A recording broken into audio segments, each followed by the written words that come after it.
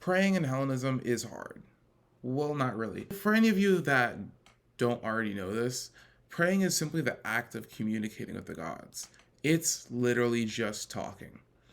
But there's a quote proper way to pray, though I don't really like saying it's the proper way because there is no proper way to pray. So for the sake of the video, I'll be referring to it as formal prayer. Now, there are many reasons why you would want to formally pray to the gods.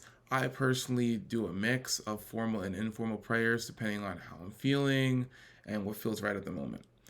But yes, going back to the first thing I said, it is kind of difficult. But not really.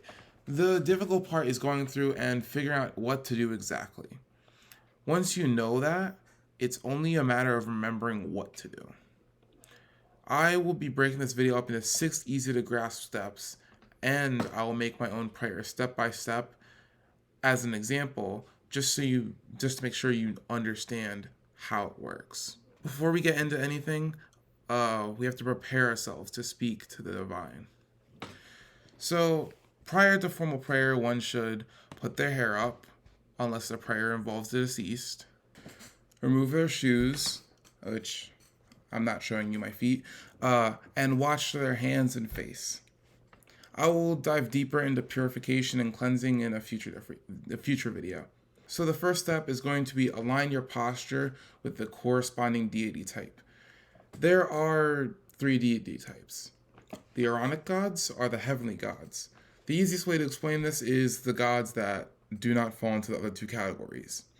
While praying to these gods, your hands should be raised to the sky with your palms facing up. So I kind of go like this. The chthonic gods are the gods that reside in the underworld. When praying to these gods, your palms should be facing downwards, and the prayer should be said quietly under your breath. So like the camera's like weird, but I would go like, I don't know, it's kind of hard to see because of the camera, like this. Like this. But yeah, when praying to these gods, your palms should be facing downwards, and the prayer should be said quietly under your breath. The third type is the Enolic gods, or gods that reside in the sea.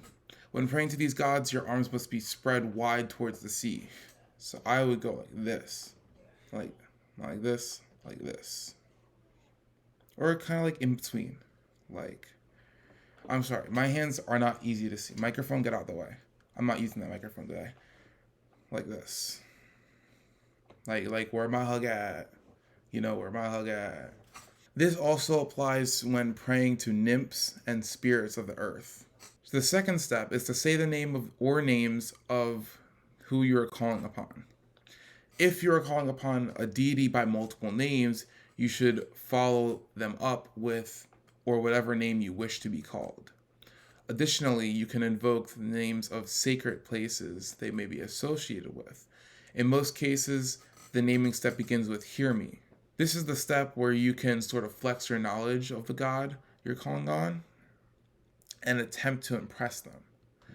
So, like, "Hear me, Zeus," doesn't have much to it compared to "Hear me, Zeus Peleus, king of the gods, master of lightning, he who resides atop Mount Olympus," or whatever name you wish to be called. It shows off how much you know about the god and that you praise them enough to be able to remember exactly what epithet and titles are relevant to the specific prayer. Step 3 is sort of an extension of step 2, but instead of saying relevant names or titles of the god that you're calling upon, you're bringing up myths relevant to the deity as a way of further expressing that you know this god well and have actual legitimacy to your prayer. So continuing the prayer, I would say, wielding a thunderbolt crafted by the Cyclops, a weapon so mighty it struck down the Titans. Note that I'm not just mentioning any random myth about Zeus. So far, I've called upon Zeus's epithet Peleus, which means protector of the city, brought up the fact that he's a master of lightning, and mentioned his thunderbolt.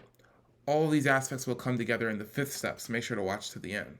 The 4th step is arguably the most important step to include in your formal prayer, the justification for your prayer. If you cannot think of anything to justify your prayer, it may be a sign that you must do more for your God before calling upon them. At the same time, there's nothing saying it has to be a recent act or that it has to be a really big act to justify your prayer. It just has to be some sort of past action you've made as a way of showing that your prayers are worth hearing. Justifications include, but are not limited to, sacrifices, offerings, libations, setting up an altar or shrine, or following their teachings. Continuing the prayer, I would then say, if ever have I set up an altar in your name, then... And you would continue on to the fifth step. The fifth step is actually where you get to the meat and potatoes of your prayer. This is going to be where you either give praise or make your request. Some people may be inclined to say something like, can you please, or something along the lines of that, but it's not really needed after all the other steps before this. It's best to simply state what you want and be straight to the point. Once again, continuing my prayer, I would say, cease this raging storm that has been flooding the streets of my city.